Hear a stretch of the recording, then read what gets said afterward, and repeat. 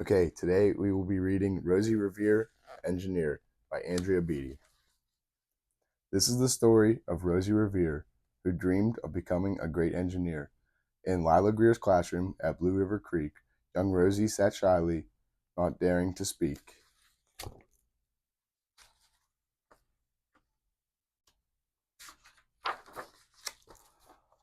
But when no one saw her, she peeked in the trash for treasures to add to her engineer's stash. And late at night, Rosie rolled up her sleeves and built in her hideaway under the eaves.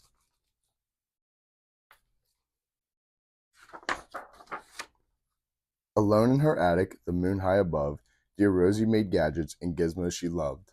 When she grew sleepy, she hid her machines far under the bed where they'd never be seen.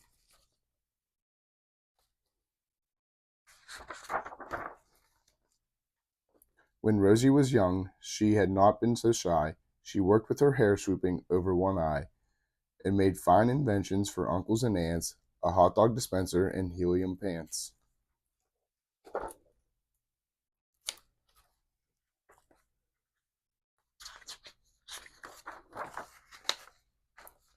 The uncle she loved most was a zookeeper Fred.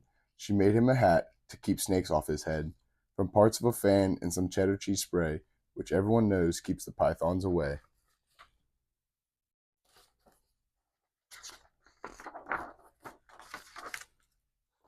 And when it was finished, young Rosie was proud, but Fred slapped his knee and chuckled out loud. He laughed till he wheezed and his eyes filled with tears, all to the horror of Rosie Revere, who stood there embarrassed, perplexed, and dismayed. She looked at the cheese hat and then looked away. I love it, Fred hooted. Oh, truly I do. But Rosie Revere knew that could not be true.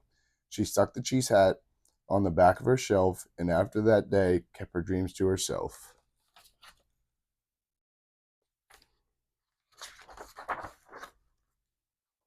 And that's how it went until one autumn day her oldest relation showed up for a stay. Her great great Aunt Rose was a true dynamo who worked building airplanes a long time ago.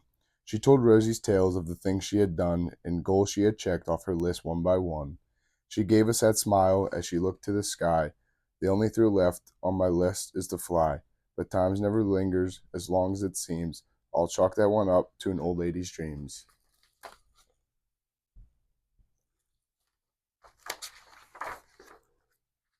That night, as Rosie laid wide-eyed in bed, a daring idea crept into her head. Could she build a gizmo to help her aunt fly? She looked at the cheese hat and said, No, not I.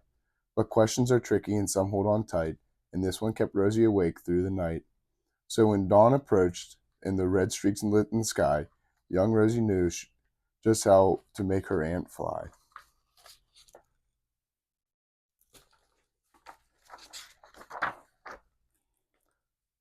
She worked and she worked till the day was half gone, then hauled her cheese copter out onto the lawn to give her invention a test just to see the ridiculous flop it might turn out to be.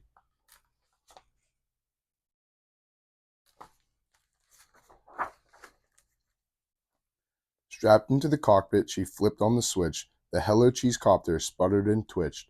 It floated a moment and rolled round and round, but froze for a heartbeat and crashed to the ground.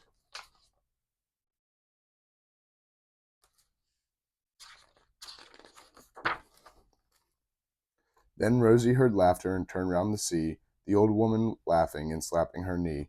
She laughed till she wheezed and her eyes filled with tears, all to the horror of Rosie Revere, who thought, Oh no, never, not ever again will I try to build something to sputter or spin, or build with a lever or switch or a gear, and never will I be a great engineer.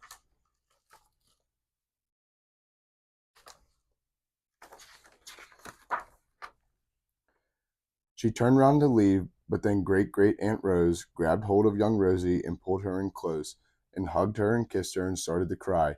You did it. Hooray. It's the perfect first try. This great flop is over. It's time for the next. Young Rosie was baffled, embarrassed, perplexed. I failed, said dear Rosie. It's just made of trash. Didn't you see it? The cheese copter crashed. Yes, said her great aunt. It crashed.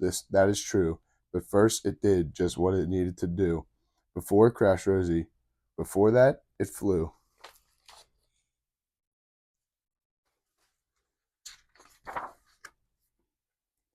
Your brilliant first flop was a raging success. Come on, let's get busy. On to the next. She handed a notebook to Rosie Revere, who smiled at her aunt as it all became clear. Life might have failures, but this was not it. The only true failure can come if you quit.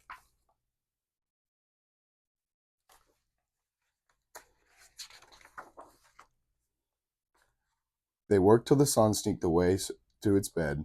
Aunt Rosie tied her headscarf around Rosie's head and sent her to sleep with a smile ear to ear to dream the bold dreams of a great engineer.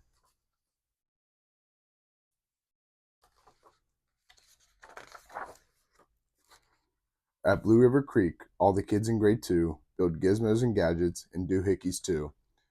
With each perfect failure, they all stand and cheer, but none quite as proudly as Rosie Revere.